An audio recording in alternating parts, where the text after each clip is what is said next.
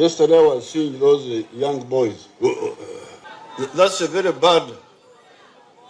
orientation. It means you don't know who the enemy is. Even if they say control the crowd, your gun should be on your back like this.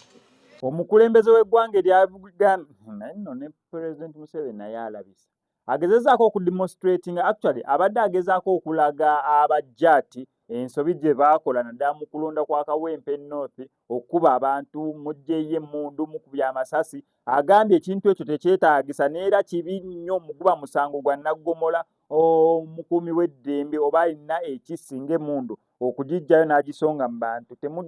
temuddangamu kikola kati abajja ati simanyi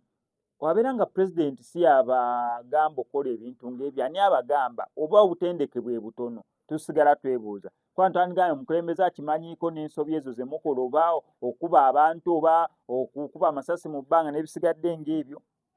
oyo abeegaanye ate n'abalabula infact omukulembeze ssebo ademonstrating nze nodemonstratinga engeri gyolina okontrolinga crowd bw'obagamba oti